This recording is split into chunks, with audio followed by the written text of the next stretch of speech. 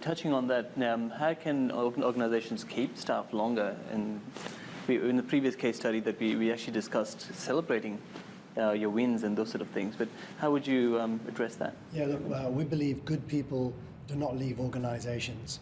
And people leave because they feel they're not fulfilled, they're not growing, they're not part of a team, they don't feel recognized. My sister left, she worked for a top 3 financial institute in the UK.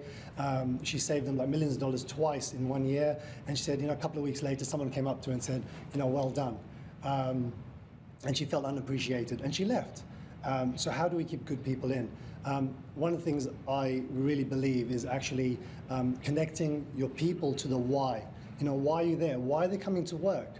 What's your vision? What's your mission? What are your values? If you're just a startup or you're a big organization, that's so important. And let's take an example, quick example. John, he's a carpenter. He's worked for many years. He's disheartened. He's fed up with the politics. He's very good, very talented, and he's thinking, I've had enough. I'm leaving. But sometimes it's too little, too late. But let's say John goes up to his owner and says, "Hey, I'm fed up. I'm going to leave." And the owner says, "Well, you know what, John?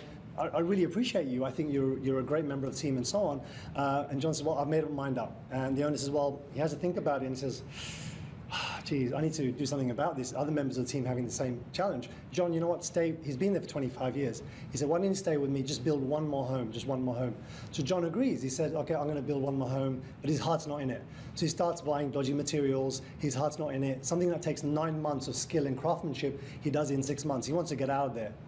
And the boss turns up, and on the day when the job's finished, he looks at John in the eye and he says, "Here, John, I just want to say to you, it's my way of paying you back.